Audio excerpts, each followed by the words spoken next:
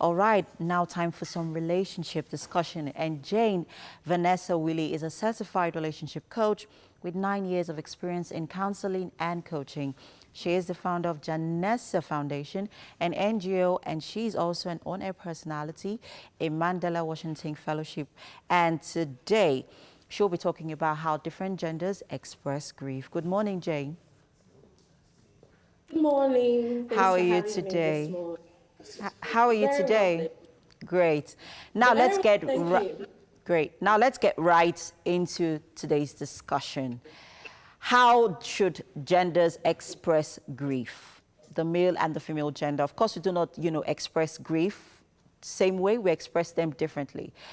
And also, I'd also like to ask, how should we comfort our loved ones who are also experiencing grief? Okay, first things first, you need to understand that grief is very personal. So, more often than not, in the bid to try to help, you may be overstepping sometimes. So, it depends on the kind of relationship or what the person is grieving about that you can now decide what kind of support the person needs. So, generically, people have, generally, you have like seven levels of, grieving. You first of all have the denial, it's not happening to me. Oh, they are going to come around. Oh, they will realize that I was valuable and coming back to take that job and all of that. Then you have the anger stage, then your bargaining stage, where you're like, oh no, if I had stayed longer, maybe I've spent more time with them, they wouldn't have left me. Or, okay, God, if you do this for me, I'm going to give you that and all of that. Then you have the depression state. That's where a lot of us don't want to go to. And grief happens to everyone Everyone, depending on true, what you're grieving. true. Yes, at every stage in life. And for people who are in the depression stage and have lingered there for longer than necessary, they would need support from a therapist to help them walk through that phase. And the final stage will be acceptance. Acceptance doesn't necessarily mean that you've stopped feeling the pain or everything is going okay. It's just that place where you realize that, okay, this is what is happening to me. I have to come to terms with it, and I have to Okay, find a way going forward. okay. So for men, typically when they are grieving, they isolate. They go into what we call the cave experience. So they do that when they want to think, they do that when they're in pain, they do that when they're grieving. So the Yeah, best but a support lot of that men you don't as show it. As much as they isolate, we don't yes, see them in that yes. isolation, and they don't show it. Okay, so the isolation happens mainly mentally. Okay, So for a okay. woman, the way she expresses grief, she always, because she feels she's relating with a woman like herself, she wants to ask questions. How are you feeling? How can I support you? What can I do to make you feel better? For the woman, that's support. For the man, it could be irritating. At that point, Oh, he doesn't want really? to answer. Wow. Okay. Yeah, he doesn't want to answer any questions. He doesn't want you to drill him with what's going on in his head because it's a mental thing. Mainly, most times, it's a mental thing. He doesn't want you in that space. So, the best support you can give to a partner is to let them know that you're available whenever they're ready to talk.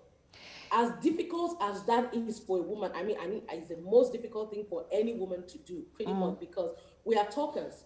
We like to We relate like to when we are engage, in pain. yes? We like, Yeah.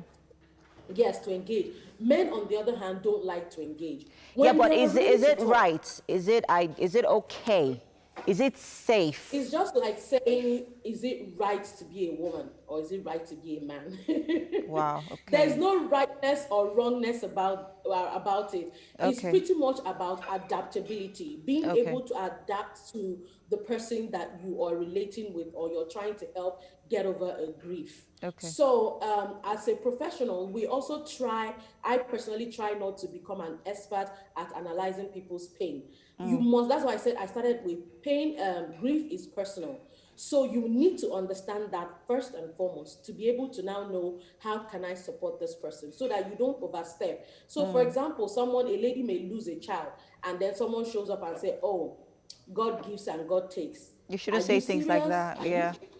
Are you kidding me right now? Like, if God didn't want me to have it in the first place, why did He allow me to go through the Yes. 9 months pregnancy and all of that? So also our choice of words when people are grieving is very, very key. Okay. Don't come up and try to act like, oh, I understand what you're going through.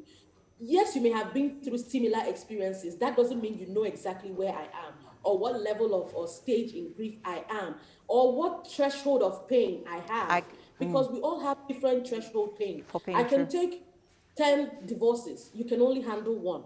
Do you understand? Yeah.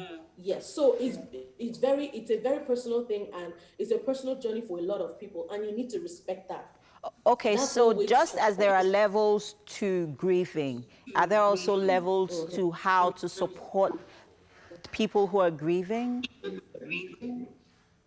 Yes, like I've stated, first things first. So for the female, she wants to be encouraged. She doesn't want to be blamed for whatever you think happened, or why she don't tell her things like, oh, well, let's use the typical case of divorce. Like, when people say they are divorced, they are being treated like a plague in society, Yes. especially in this part of the world. So, Yeah. you hear people say that, oh, she was so much of a career person. If she More had paid more attention to attention to her, herself.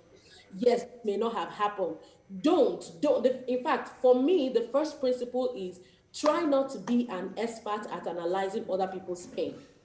Understand that is their pain. And they can go through Listen, it. Okay. yes, listen to their grieving process and be there when they need you to be. They might be in stage one.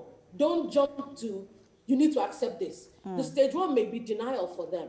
Oh, they are not in that place where they have come to terms with this is really happening. You start telling Okay. them, oh no, you have to accept this. This is happening. You need to follow them gradually. Patience is one of the most important tool to support anyone who's Yes, going through quickly, grief. Jane, before we wrap up this segment, there are also people who, try to distract themselves by getting themselves involved in different, taking on different roles, different responsibilities, or some even use work as as a distraction Distraction. method. Yeah. Is that okay? Yes, that's a stage. That's Okay. a stage in the grief process. So when they do that for a long time, they are trying to. There's an emptiness or a void that they feel, and they think that more work, more alcohol, more sex will fix that. They are running away from dealing with that pain. So that's part of the denial process. I always Okay. encourage that depending on the intensity of the grief for you, you may not be able to go through it alone. You would All have right. to lean on somebody Thank, else's strength. thank you Draw strength so from someone much. else to be able to go through. Thank you so much, Jane. I'm sure that people who are grieving Thank you so much. have learned one or two things. So you, if you actually have someone close to you who's actually experiencing grief at this time, support them, encourage them, talk to them, and don't badge them. Don't be all up in their space. Allow them grieve to each his own. Thank you so much, Jane, for that interesting conversation. There's still so much more on the show, guys.